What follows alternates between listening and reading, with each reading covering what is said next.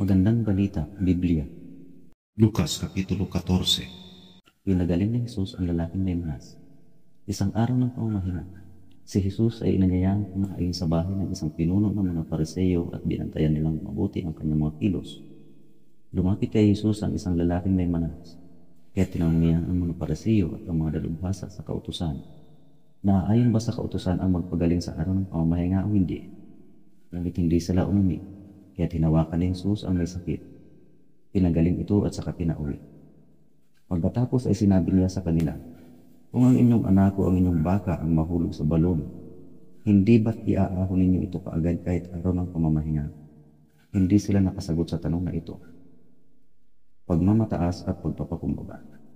Napansin ni Jesus na pinipili ng ilang mga panauhin ang mga upuang pandangal, kaya sinabi niya ang talinghagang ito sa kanila.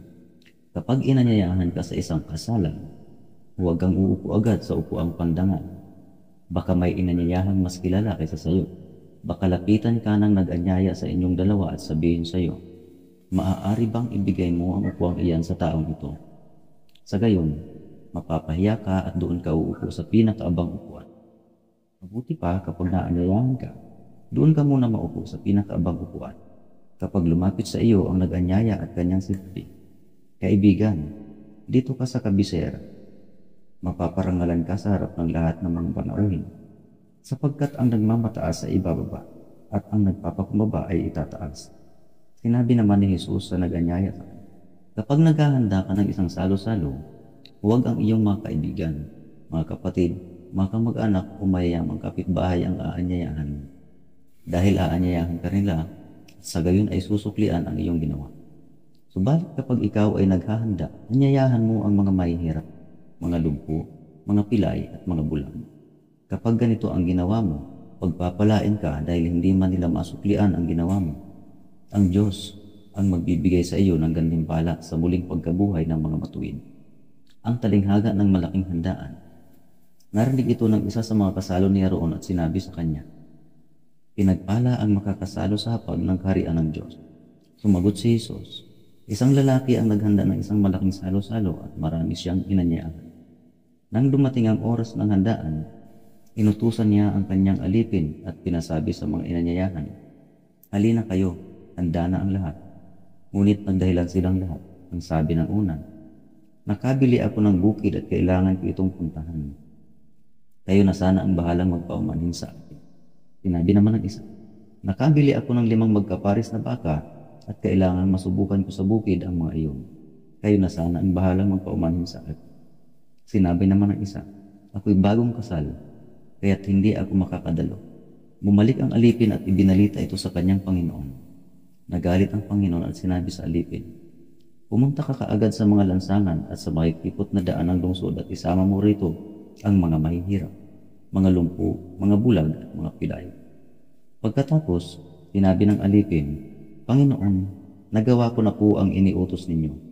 Ngunit marami pang bakanting upuan, kaya't sinabi ng Panginoon sa alipin, pumunta ka sa mga lansangan at sa mga daan, at pilitin mong pumarito ang sino mang makita mo upang mapuno ang aking bahay. Sinasabi ko sa inyo, isa man sa mga unang inanyayahan ay hindi makakatikim ng aking handa.'" Ang pagiging alagad. Sumama kay Jesus ang napakaraming tao. Humarap siya sa kanila at kanyang sinabi, "Hindi maaaring maging alagad ko ang sino mang umiibig sa kanyang ama at ina, asawa at mga anak, mga kapatid, maging sa sarili niyang buhay na higit sa akin. Ang hindi magpasa ng sarili niyang krus at sumunod sa akin ay hindi maaaring maging alagad. Kung ang isa sa inyo ay magbabalak na magtayo ng tore, hindi ba siya uupo muna upang magplano at pintahin kung magkano ang magagastos niya upang matiyak kung may sapat siyang pera para maipatapos ang kanyang ipagtatayo? Baka matapos mailagay ang mga pundasyon ay hindi naman mayari ang tore. Siya ay kukutyain lamang ng lahat ng nakakakita niyon. Sasabihin nila, ang taong ito'y nagsimulang magtayo ngunit hindi naman naipatapos. O sinong hari na makikipagdigma sa kapwa-hari ang hindi muna mauupo upang pag-aralang mabuti kung kaya niya, gamit ang 10,000 niyang kawal na sumagupa sa kalaban na may 20,000 kawal. At kung hindi niya kaya, malayo pa ang labanan ay magsusugo na siya ng mga kinatawan upang makipagkasundo. Gayon din naman, hindi maaaring maging alagad ko ang sino man kung hindi niya tatalikuran ang lahat sa kanyang buhay. Asin na walang alak. Mabuti ang asin, ngunit kung ang asin ay mawalan na ng alat, Paano pa ito mapapaalat muli?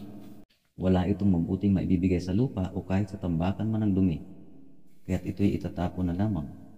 Makinig ang may pandinig. Magandang Balita, Biblia. MBBTAG. Magandang Balita, Biblia. Copyright, Philippine Bible Society 2012.